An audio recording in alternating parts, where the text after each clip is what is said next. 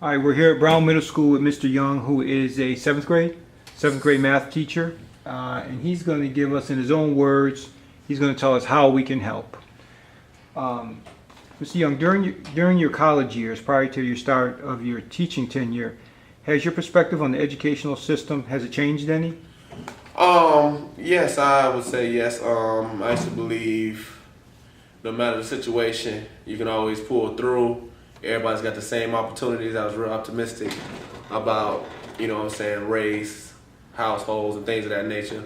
But now that I'm in the education system, I understand that socioeconomics plays a major part in education, background, things of that nature. Not so much race. I want to say parent involvement, household income. All these things play a major part in students' education. A lot of kids have certain resources that other kids don't have. And common sense, if you got A, B, C, and D resources, 8 times out of 10, you're supposed to do better than a kid without A, B, C, and D resources. They'll tend to struggle. So the playing field is not balanced. Mm. And that's come from the great contributor. What you're saying starts from before the child. Oh, definitely. Their upbringing. Oh, definitely. The upbringing, parents, morals, things of that nature, the way they're brought up plays a huge part. I mean, huge.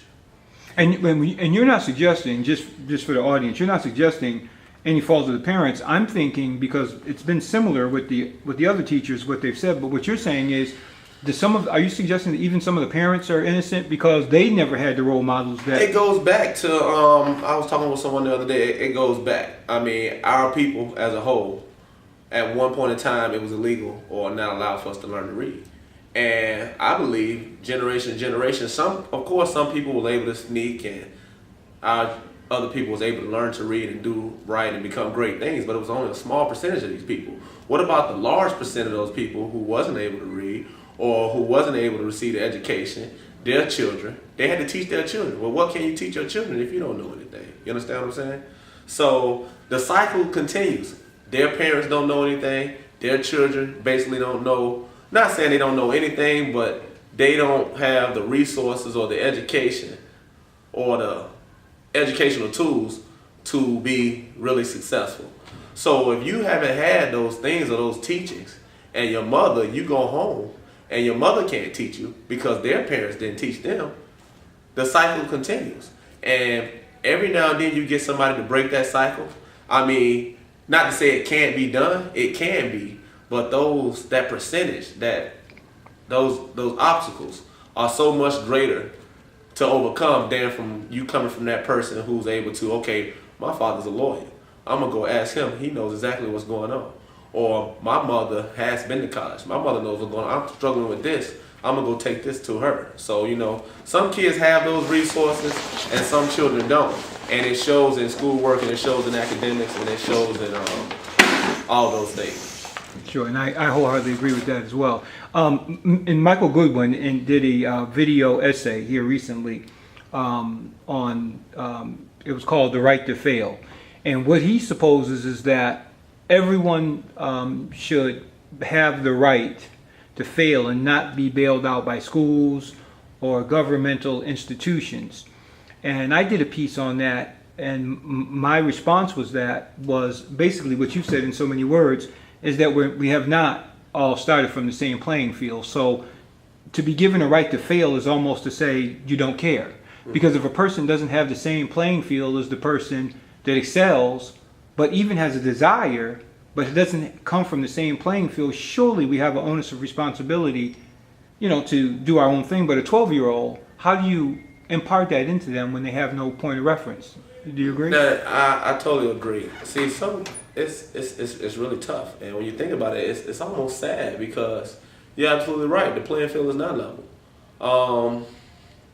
Back to it. Some kids come from certain households, and they're able to receive those resources and that extra guided practice. Some kids, the only time they receive learning is at school. Some kids, when they come into kindergarten, so far behind. I mean, you're supposed to come to kindergarten, you're supposed to at least know your letters. You're supposed to know some sounds, And you're supposed to know shapes, colors, and things of that nature. We have kids come in without these skills. And then who gets blamed? The teachers get blamed because you're supposed to be able to reach everybody in the classroom. You're supposed no child left behind. All students can learn.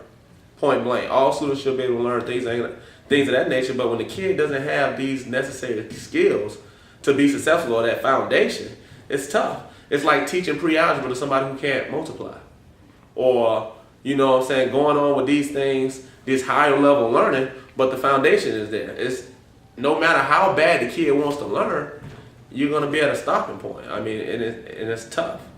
It's really tough. It is tough. And you guys, everything that you guys have imparted, I wholeheartedly agree with everything. So the greatest impediment, I guess, in a nutshell, to learning, classroom learning, student learning in an urban setting is all the things that you've just mentioned. Is that what you're saying? Okay. Yes. From a teacher's perspective, the powers that be, the decision makers, people that can really make a difference, they can implement the things that are necessary to address the things that you've just mentioned. What do you think that, I know you don't have the whole thing thought out, but what do you think that they could do to make an immediate, right now impact? Delivery. How you deliver instruction. How you motivate students. We have to go back to motivating. We have to make our kids want to do this. We have to find a level playing field. For example, I teach math. Normal math setting, what kids have to look forward to as far as math class. Well, they look forward to end of the week tests. You have a test coming up, CRCT test. You have work. I mean, and these things are okay if you got the discipline and the parental support behind these things. I mean, my point is this. If I'm a 12-year-old and I have no parental guidance, or I have very little parental support, when I take my work home, my parents don't understand what I'm doing and things of that nature, I really don't care about your end of the week test. You understand what I'm saying? Especially if I don't know how to do it already. But what do you have for me? What do you have that I like? You have to find some type of common ground. To engage the child? To engage the student. That's it. Motivation. If you can engage them, if you can open their eyes, something they can relate to, something you can find, something that, okay, I like this, I wouldn't mind trying to be with this, or I want to do this. And if you take this away from me, I will feel a certain way. See, if you give me a 0 on the test, I don't care about that. So what? But if we got a lesson that's got to do with math and it's interactive, I'm going on the football field and I'm doing this and I'm doing this, or I'm on a basketball court and I've got numbers in my head that I have to do. I got certain type of lessons. I got lessons and instructional programs that deals with what I like. Oh man, I want to be involved in this. Don't take this away from me. You know what I'm saying? So at the end of the week, if I can do A, B, and C to get to plan or get to do what I want to do, I'll try my best to do A, B, and C. You understand what I'm saying? But if your main thing at the end of the week is a test, or the main thing you want me to do is sit down and be quiet and listen to you lecture all day and take notes, I'm not trying to do that. I don't have the discipline for that. I mean, I don't have the guidance or the parental support to make me want to do that. And that's tough for most children, isn't it? Regardless of where they come from. Some do it, but this is a lot to ask of a child. I want to say not. I'm going to take that back, because we got some kids that can't thrive in any environment. I hate to just throw numbers out there, but it's definitely more than half. More than half. You have to find some type of common ground with our students. I mean, point blank, especially in the urban areas. You cannot teach the old way. You got to find a common ground and relate instruction to what they know.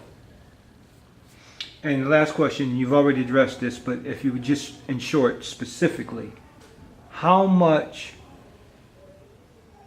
of an impact, if you just had to give it a number, would you say the socio-economical phenomena has to do where the child is coming in the door? 70, 80%. 70, 80% easy, if not more. All right. I mean, it is what it is. Yeah. Because you put the numbers support it. You go to certain areas. I mean, you go to certain schools. You go to different places. 100% passing rate. 99% passing rate.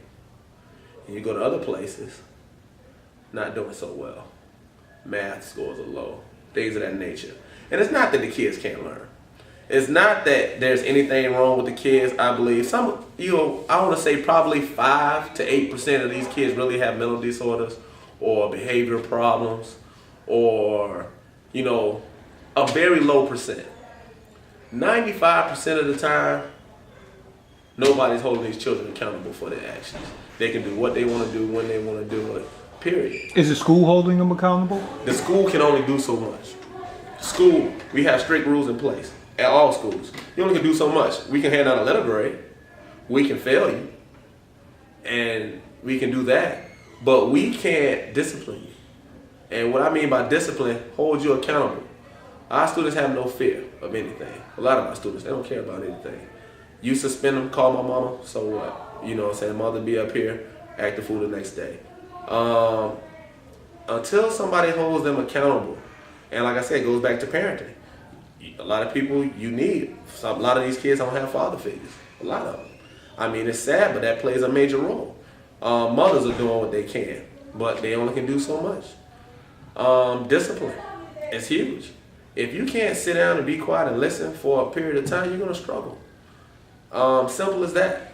So we have to find some type of, like I say, accountability measures, and the school can't do it. As the way school's going on right now, they want school to discipline children. That's not their job. They can't. At one point, the school was disciplined. They took discipline out of the schools or whatever, but just can't do it. As far as what I believe, you cannot discipline a child by just giving them a letter grade. You can't discipline a child just by calling their parents and letting them know what's going on. There's a lot more to it. So you're suggesting, like what you mentioned, like implement something that they really enjoy, that's a learning tool. Exactly. And if you were to take that away from them, then there would be some remorse. They can have some, exactly. You can have some common ground. Prime example, my kids go play, every other Friday, we go play a basketball game, but it deals with negative numbers, positive numbers. It has some type of math-oriented structure with it. How's that working? Oh, it's lovely. I passed 90% of my kids this year, 92% last year. I mean, I only had 9 students to fail math this year, and I want to say I only had about 7 or 8 to fail last year. That's about out of 70, 80 students. So, but during instruction time, we still have lectures. We still have note-taking day. We still have tests. But there are also days where we'll teach for 30 minutes, and the last 30 minutes is theirs. It's just a give and take situation. You just can't take all day. You have to give back. You got to give them some time to let go. Because 9 times out of 10, you coop those children in the classroom all day, an hour and a half, you're going to have problems. Absolutely. You're going to have problems. I mean, who wants to sit in a class at 12, 13 years old all day with paper and pencil and listen to you talk or listen to you instruct about the Pythagorean theorem? I mean, it's just. And I don't even know what that is. So. Exactly. It's just not going to work. So if you put a basketball in their hands or you put some numbers in their hand and you just think outside the box a little bit, put a little effort into your planning, you can relate to these kids and you can find some type of common ground. It's easy for me because I play ball and I work with all guys. So it's easy to relate to them. But the women, I mean, you can think outside the box. They have the same problem as our males. Math scores are lower across the curriculum or whatever, but there are some lessons, if you think, you can relate some of those things to what they relate to. BET, Beyonce, music videos. All these things, makeup, cosmetics, all this stuff. Our girls, for some reason, they're into that stuff. And turn that into a learning lesson. And you can turn that into a tool. Some type of way you can do it. It's possible. I agree with that. It's possible. But you just teach from a book every day. You got book. You got your little manipulatives. You got your tests made up. That's great. I mean, but you got to know who you're working with. Sure. I wholeheartedly agree with that. Listen, Mr. Young, I thank you for your time and your observations as well. No problem. And all the work that you've done this year. I've been there to witness it. And hopefully we'll see you again next year. No problem, sir. Thank you. You're welcome.